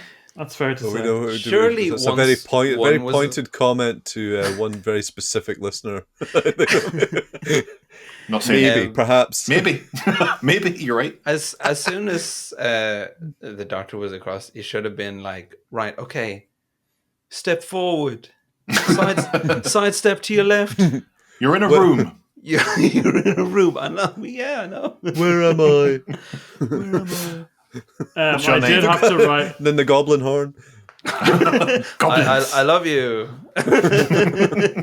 You're so sexy. Oh, thank you very much. That whole. Sorry, we're getting too specific here. That whole bit of the Master, like, tricking the Cybermen was just unbelievable. Yeah. Like, there was just so much when he secretly picks up their gun and like is just holding it like it's meant to be like, I'm hiding it from them and they're over there. And then he sneaks over and he takes 3 steps and then turns around and shoots them. It's like, it was just shoot them. Could have just shot them. Again, if they were men with chains, yeah, very totally different story. Yeah, skinheads with chains. I mean, it does, like, again, I really do love Ainley, Anton Ainley's Master, and I love him in this because he's just so, like, I don't know what the word is, but he's just what's the word when he's not as quite as good as he thinks he is? He's a little bit inept, but he's like, to me, he plays it so well that you can't see any good in him. He's a total bastard. I really love when the Time Lords are like, we'll give you a full pardon for all your crimes, and he leans in, he's like, what makes you think I want your forgiveness? That's probably the best line in this. Yeah. Through the grin as well. Oh. Because it's what Owen would say. What makes you think? I mean, like, you know, you're looking at a potential like sit in the electric chair or something, but still being in a courtroom and hitting out with that. What makes you think? Well, spare me this mockery of justice. Did you like seeing the ghostly people pop up to try and sway the doctors through the catacombs? I do enjoy a wee cameos. It's so funny. Like, it's so funny how it's like, this is the big special celebration, and like everyone's like, oh, I wonder why such and such wasn't there. Oh, they were on holiday, or they were away somewhere. Or I know Katie Manning, like Joe Grant, she lived in Australia, so she wasn't going to be in it. But so one of my other things was, but I was very happy to see Liz Shaw, because she has one series, one crack at the whip, and then she's gone, and she's one of my faves. So it's very always pleased to see her. Always pleased to see her. Richie's favourite. All of it. I just seeing that Leela saying offered her services, but there was no opportunity to insert her into the storyline. It's like, when the way it's written, she offered her services. She was like, I could be in this. And they're like, and no. Also, Leela's living on fucking Gallifrey at this point. You could have showed up. It's so like once you have those like it can make spirits of people appear thing, you no longer get to say, "Oh, there was no way to get you in," because you did the most like bullshit way. Oh, by the way, the building or something can make anyone appear. You're telling me that Tom Baker didn't bother his arse to show up, but you can't find 30 seconds in that show for me. Do you know what I loved about those sort of sirens or whatever they're meant to be, phantoms, is before Zoe appears, you get the scream, and you're like, they've clearly gone, Zoe, do one of your screams. Or Wendy. There's a moment, I was like, imagine the director speaking to, is it Liz Shaw? Yeah. When he's like, when you shout stop him in the script, you see that here, you shout stop him. Can you do it like this? Stop him! Surely she'd be like, listen, I'm an actual actor. I won't get any work. I won't get any work after this if I do it like that. Is this a real scene? Is this? You kidding? Not? You want me to go stop him? I do like holograms that scream when they turn off as well. Because even after that bit, all of the holograms after that, when they turn off, they go, ah! That's your USB keys are doing that when you disconnect without selecting eject safely. I would really like if Siri yelled whenever I would turn off the phone. Just ah! So on top of everything that's going on, we got like this sort of thing going on with the Time Lords, and it turns out that the president is the baddie president. You know, so that gives us. It's funny. I think in the story, it's like we have them all, but the Fifth Doctor has to be like the main because he's the one who's the Doctor at that time. Mm-hmm. So they're giving him something different to do. And he's doing Resident Evil puzzles. Yeah. Yeah. The most Resident Evil puzzle on television. Oh, I need to look at what's on the painting and do that. The painting next to the harp. Yeah. It's the secret code to this. Yeah. Which leads us to Rassilon's tomb. Yeah. Honestly, again, the big climax. So into it just from the look of it. I think it's just what it is ultimately. I just like the look of television in 1983. Yeah. Is really what it is. Yeah. But like the president guy, nothing against the actor, did a fine job. Should have been played by Russ Abbott, in my opinion. Again, for anyone under the age of 45, I'm sorry. But when the Rassilon hologram came up, like the head, I literally was like, yes, I said it out loud. It is the exact kind of thing that I like. It was also at this time that it started to sink in. There's never going to be 5 doctors on the screen during this. Yeah. This is winding down. And Tom, I think Tom has missed his chance to come in and be, I'm here to do a thing. Yeah. Oh, I think it was around that time for me as well, and I was like, oh. Do you think they were filming it like, we'll keep it open, right? You're invited. We're going to be shooting until 11, right? There will be catering. Yeah. If that, I don't know if that sways you, but... Will there be a wet bar? Wet bar for my dry sherry. He gets there, there's 6 warm cans of lager. Oh, for fuck's sake. 6 cans of Tuborg. Doesn't even get out of the car. Drive on.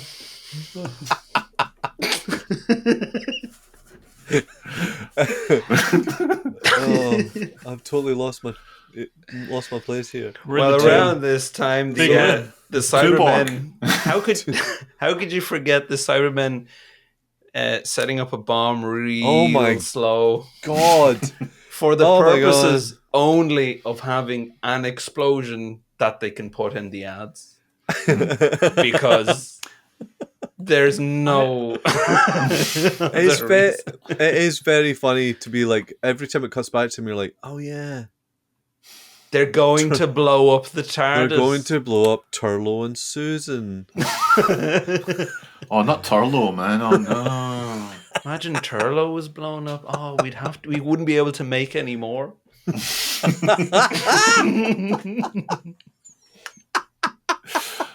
Oh, going on Until they introduce the second Turlo. It would be a great moment for like they've defeated the big baddie, they've dealt with the master, it's all fine, and then oh my god,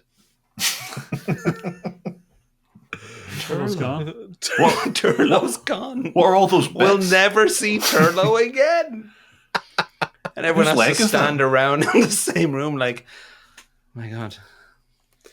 My God. My God. Turlo And and Susan. that's when Tom Baker comes in. Hello. What am I missing? Everyone's crying. Everyone's crying. Whoa, who died? And to you at home, Merry Christmas. They probably could have got it when it was like when all the, not to skip right to that, but like when all the Tardis were taken off. Mm-hmm. If it just, the last one was just the door opened and Tom Baker poked his head out and went shh, and then went off. That'd be good. Like a sort of the- old BT advert or something. When the TARDIS was doing that, like a splitting off thing, Yeah. it looked crap. Yeah, they couldn't tell me you couldn't have done some kind of effect over that. And the last one definitely should have come straight for the camera. Like, Using ancient PNGs. this shot cost £350,000. You see all the every penny on screen. All the money out of Children in Need, just draining. Yeah, you see a big thermometer in the studio and it's going down. The ending part, I'll have to say, I love stuff like that. The president's fate is very well telegraphed. Yeah. You know exactly what's going to happen to him. Yeah. But it's like, are you sure you want immortality? Wink. Yeah, Look yeah. at these statues, right? Are you sure? Yes. But I loved the way they handled it. I thought it was like really dark and just kind of fun and a proper like you got your comeuppance, haha. Yeah, Which doesn't happen a lot. It's just It a was a good real old fairy pantomime tale ending, villain. isn't it? Yeah. It's But Richie, and also we that talked- shot. Sorry. Oh no, we talked about the blowjob slab before from the newer series. I didn't know that was an original series thing. Because the president of blowjob the Time Lords gets turned into one of the original blowjob slabs. The blowjob BGS. blocks, the blowy blocks. And I didn't know the blowjob slabs could look from side to side looking for more Oh willies. my god, that shot! Oh no, that shot was horrendous. More Yeah, willies. It was. Oh my god.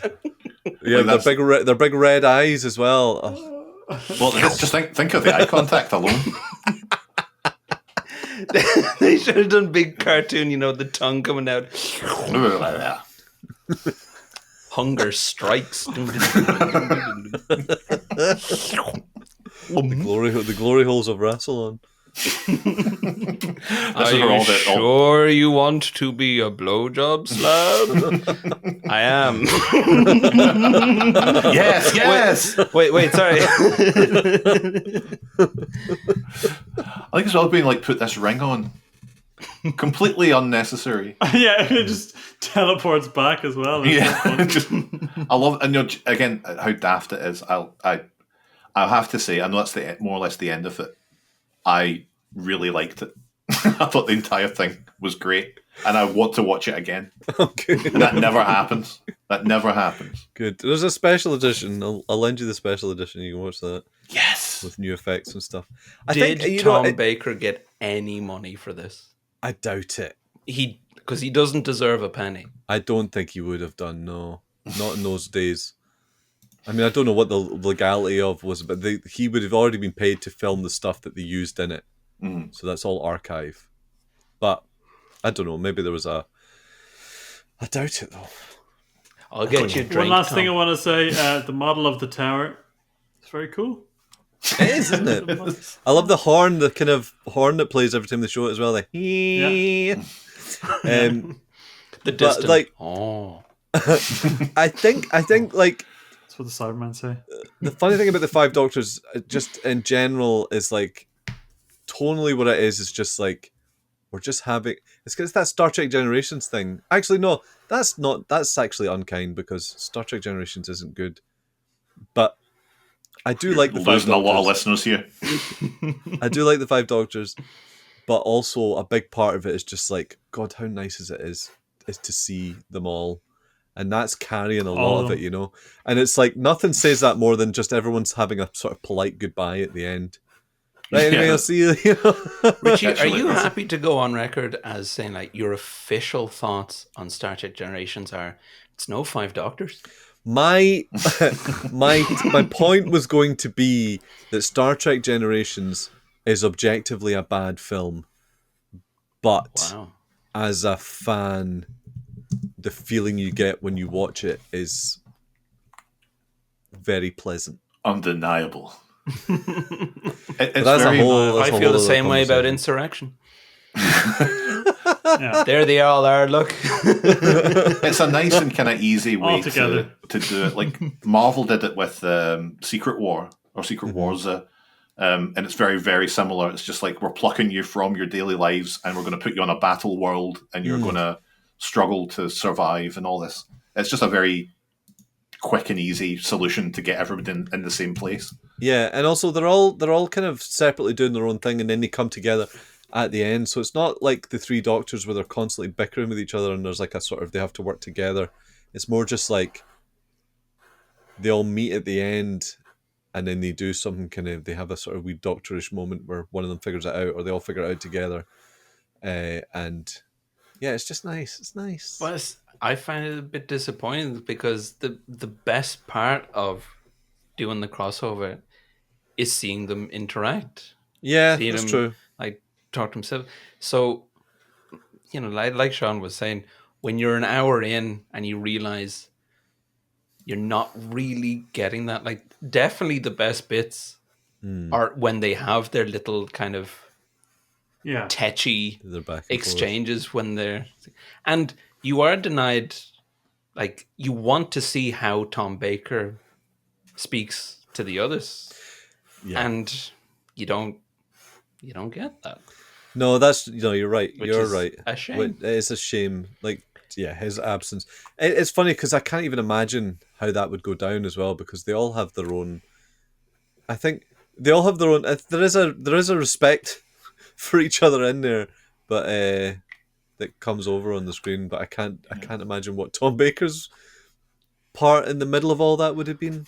I can't honestly. Although I love Tom Baker, still remains for me my favourite. But I do kind of think he would have ruined it. It would have thrown things out of whack. He's too strong a personality to not try and take over the whole thing. Yeah, and but also like Peter Davison, I guess he doesn't. I guess it doesn't. I suppose you're right. It doesn't really feel like he gets time with the old boys either. I'm sorry, I ruined the Five Doctors. No. There's the sense that it's nice to see them all again, but with time that becomes less valuable as it's just lumped in with the rest of it. Because if they're not interacting with each other, it's not all that different from just, you know, if they're not interacting with each other, you might as well just watch an episode with them. watch clips of Doctor Who. Like just and imagine they were happening around the same time. Yeah. They were in the same building. Yeah. When this was all happening. They should have done a follow-up. It's like, since we were denied the Tom Baker stuff, a Tom Baker and Colin Baker. Just see how well that goes. The two Baker boys. Yeah. I think if they had done one that was like Tom Baker, Colin Baker, and Sylvester McCoy, if you'd put those together, I think that would have been a big boost for Sylvester McCoy. I think he would go up in people's minds. Like, do you know, I watched that one with the three of them. Do you know who was actually my favorite of them? I think Sylvester McCoy came out looking the best of that. That's what I just always do it in threes. I'm thinking to myself, there's no other. They don't all get together again, and I don't think they do. But Apart from that wonderful big shot where all the doctors are together. Dimensions in Time. Oh. The EastEnders one. Need to find that now. Do you know, as I say, I enjoyed it. I looked up to see how it was received and regarded, how it is regarded today. And I've seen there are people on various sites, the plot's a bit flimsy. And I'm like, who the fuck do you think you are? Nate, like, as a Doctor Who fan, what's got more depth? Robots of Death? Kiss my arse. Yeah. Like, the companions don't get to do much. You know what? If they did, if the companions had anything to do, they'd be called Doctor Who. It's the 5 Doctors. Shut up. Do you know what? This is actually one of my earliest episodes, because when I was in school, my mate's mum got it was the first Doctor Who DVD to come out, and my mate's mum got it on DVD, and I asked to borrow it. You just want to see Richie's such a nice Doctors. boy. You should hang out with him more. You can talk about easy on the eyes. Was it a thing then where you thought the show was called The 5 Doctors? No, I mean, I knew a lot about... I thought Jurassic Park. No, I knew a lot about Doctor Who already. I thought The Lost World was the name of the franchise, and Jurassic Park was the name of the second film. Because that was the first one I saw. Oh, right. I can only find one 5 Doctors DVD. Exactly, yeah. It's a show called The 5 Doctors, and you just see a different one of them every time. This can't be right. And that's why it's called they're Doctor bringing Who. back It's the 5 Doctors. Who of these 5 Doctors will you see today? That's why it's called that. There's a very exciting Disney deal happening with the 5 Doctors at the moment. Yeah. Once we have that money, I think the show will really be The 5 good. Doctors are back. I hate to say it, Richie, but you look fucking exhausted, man. Are you okay? I'm fine. I might need something to perk me up, though. Oh yeah, well I've got your back. I have a game that I'd like to play. It's very quick. Well, it can be quick or it can be long. It's up to Is you. there a middle? Is there anything in between there? There's going to be a point where you can make it longer if you want. Okay. We'll check in there. I have a game. It's called Doctor Who Slay Your Tardis Right. Okay? Yep.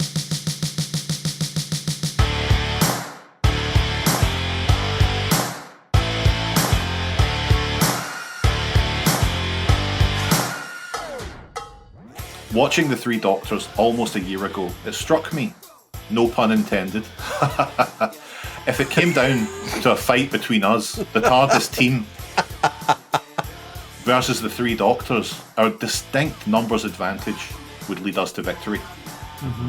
Richie, with his strength and resolve, could take on Pertwee head on, while Owen's constant battle of wits would make him a suitable foil for Troughton.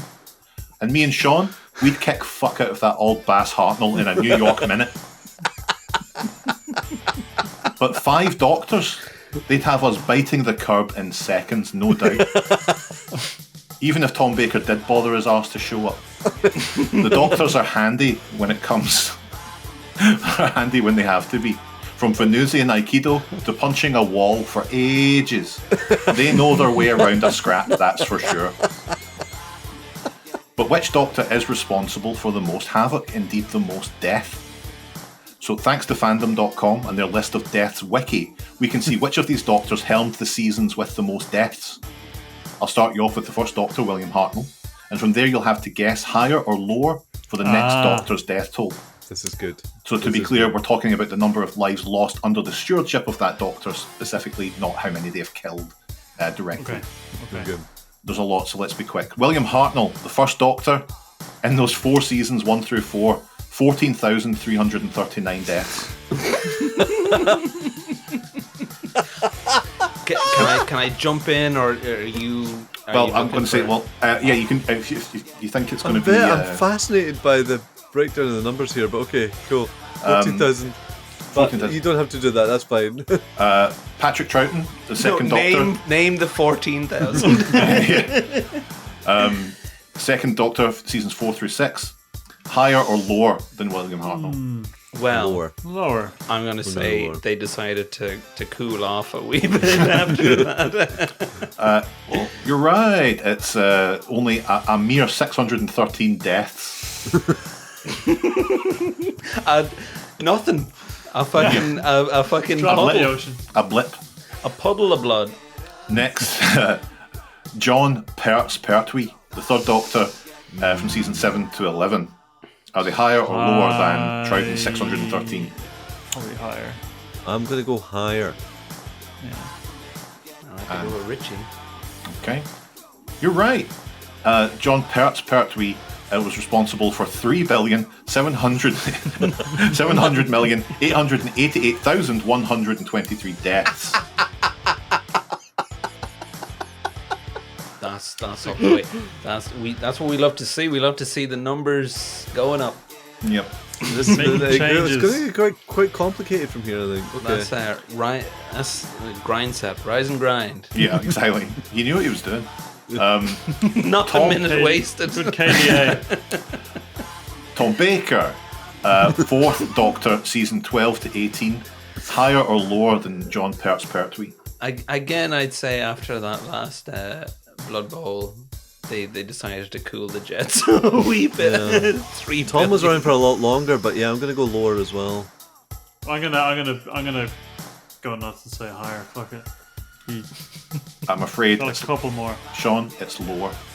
Okay. You had a stinking, lower? measly 1,100,105,089 deaths. Makes you think he probably did have the right.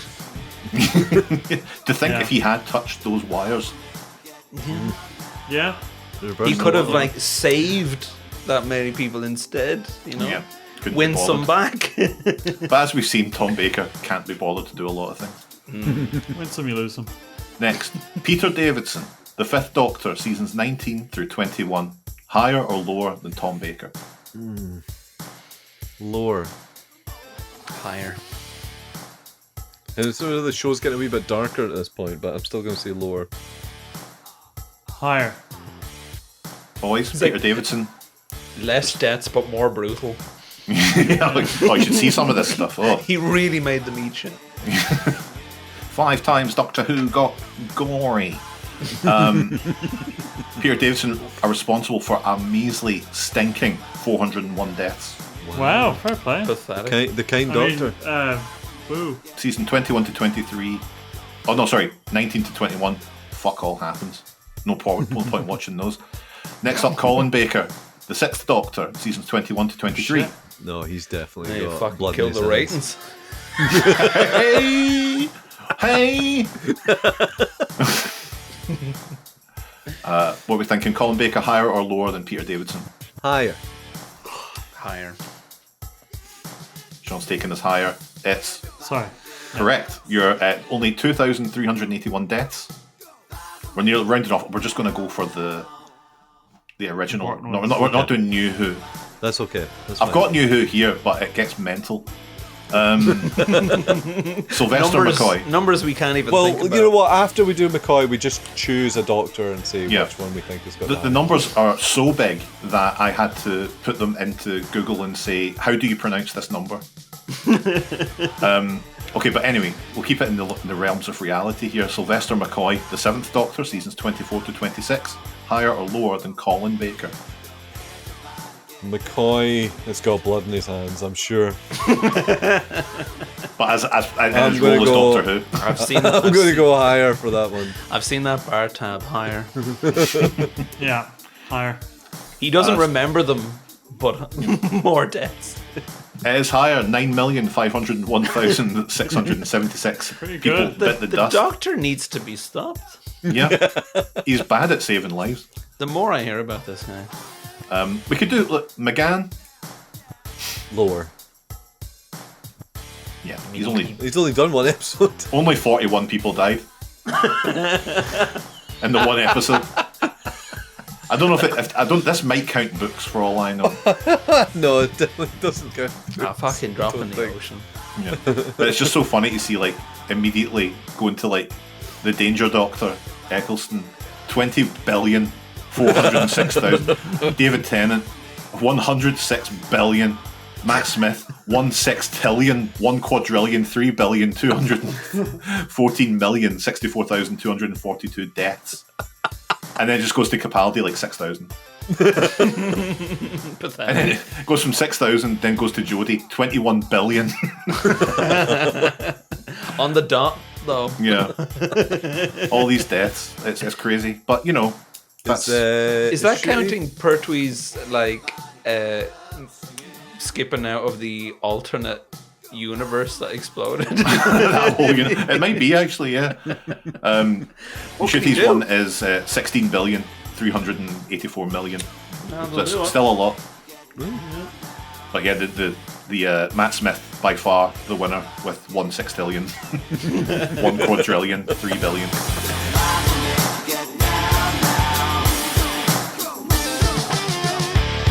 That, Gavin, that was What an a excellent game. Thank you very much. Thank you for having me on this show. Gavin, thank you very much. It's a shame you won't be on the next one. Well, that's what all the listeners say as well. It's a shame we're not doing this anymore, but listen, I've enjoyed it, and if anyone's writing the wiki entry, you can put in as Triv. The Tardis team always enjoyed doing the podcast when they did. But this was the final one. If they didn't like the show, at least they enjoyed the show around it. Owen just knows that the number after 5 is 6. That's why he's sowing the seeds right now. That if this been the final. Hey, look, you give us the best Colin Baker story ever. Then well, maybe I mean, I'm not. It's like I'm not gonna make you do it for a wee while, but maybe we can take a wee step back as a treat. We're just gonna go back. We're just gonna keep avoiding Colin Baker. How can you go wrong? He's got like, he's got a funny jacket. Who's got the funny jacket? We can talk about the funny jacket. Yeah, all pretty good, right? I would hate for this to end without getting real, like, black and white Owen and Sean. I'm not even going to say did you like it, because I think I know the answer to that, but would you just a very quick brief 5 Doctors? I enjoyed it. Owen?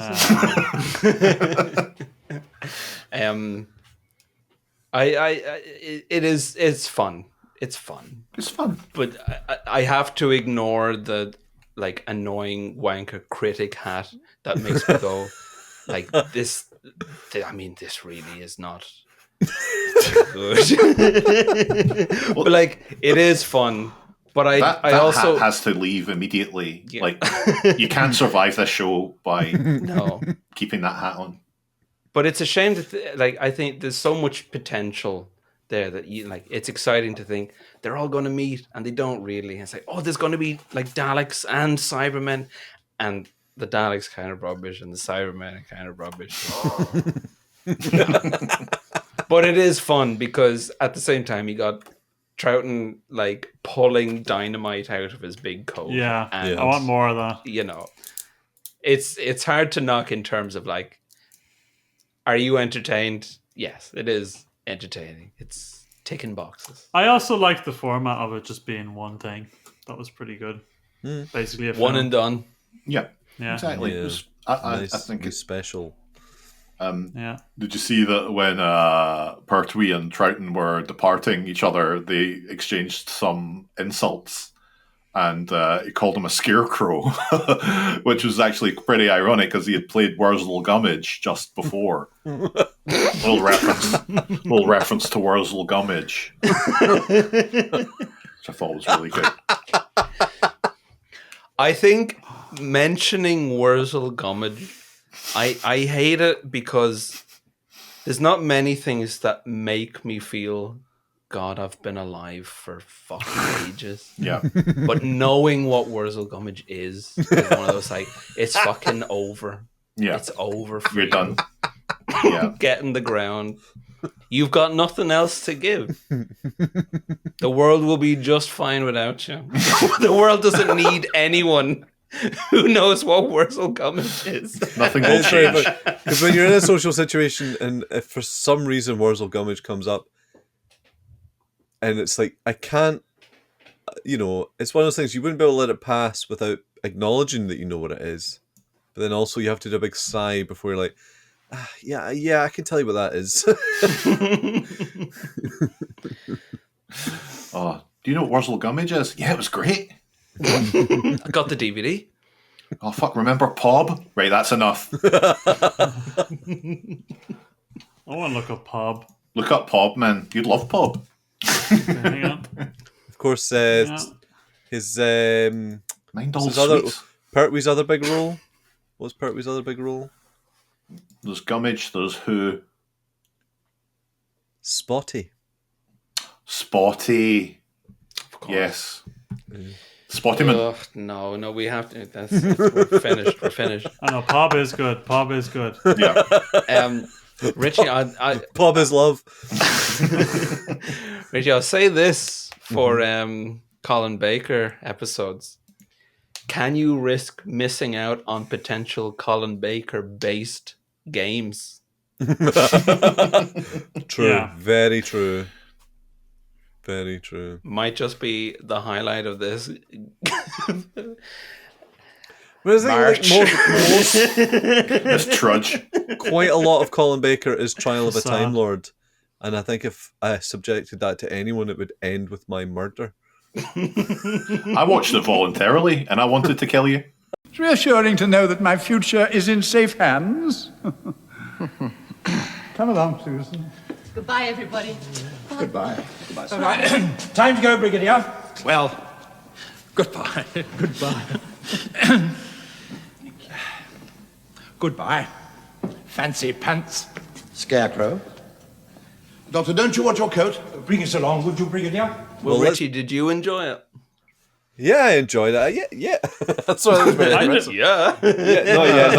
I did. What's not to like? No, I always enjoy the Five Doctors. I've seen it quite a few times now, and it is just a wonderful source of comfort and just a lovely feeling, a lovely warm feeling of happiness when I watch it. Just keep watching that. Then. Just keep watching it. Never let it stop. Never let it stop. I remember when the special edition DVD came out years ago, they were like, I can't remember if a secret or an Easter egg where it had a commentary by David Tennant. Oh. And one of the producers from the new series. And I was living in a flat. I just moved into a flat with a guy who was already upset that the shelves in the living room had my Doctor Who DVDs on them. And I remember him coming home one day. He's like, "Richie, can we put those DVDs somewhere else?" And I said, "No." Yes. But I remember he came home late one night, and he caught me in the dark with the glow of the television on my screen, glass of red wine in my hand, David Tennant talking over the Five Doctors, and he was just like, "Oh, for fuck's sake." Remember, like wonderful. DVD special editions used to be a lot more elaborate. Like you get mad boxes and stuff. Yeah. You see the Australian one that comes in the black triangle, disc in the middle of the black triangle. I'd like a big box of chocolates shaped like that. That'd be nice. And when like on the inside, there's like the Doctor's like frozen and stretched.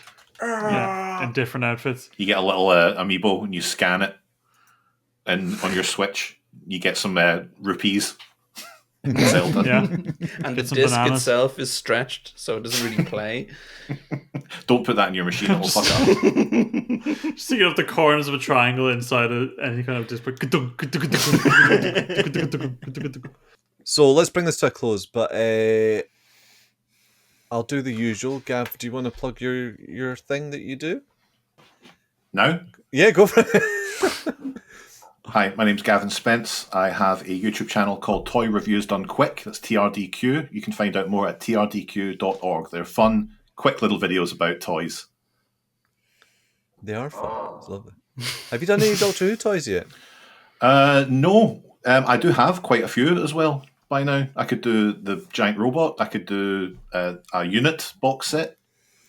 But my numbers are low enough, quite frankly. And Owen? Well, I have a YouTube channel as well, but I thought, reviewing one thing like, toys or something, that's fine. But what if you reviewed everything? And that's what the Infinite Review on YouTube is, like really varied and, like you never know what to expect, which is good because, you can find yourself falling into like patterns and like, I'll just go back for more of the same old thing every time. But anyway, the Infinite Review, mixed bag. Yeah, what you want? You want something that can be a bit hit or miss, That's what you want.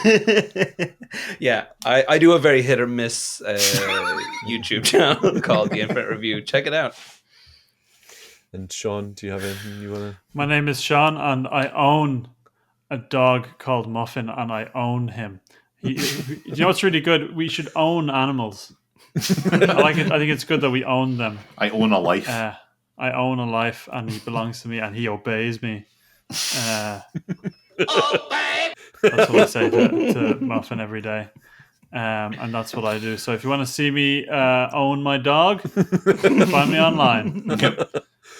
Well, guys, as always, I am super, super appreciative because every time we do one of these, there's always a bit where I'm like, I shouldn't be doing this to my friends, but you're always talking to them. Look, we always have a wonderful time. We always have a good time. Time.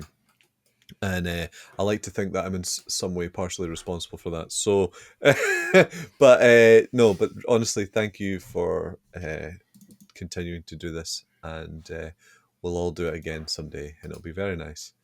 Anytime, Richie. Right. Any time, Lord. Oh, meow. Anytime, Lord. Now, are you going to I will see. I was going to do it. Oh, you unprompted. fucker. I was going to do it unprompted. I would have been so happy. I would have orgasmed on the spot. No, I could tell he was going to do it. He's not lying. I'll just Go on, do it. I will see who hater. Yes!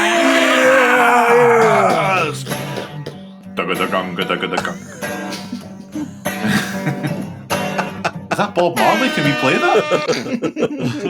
Would you like to play Bob Marley on this?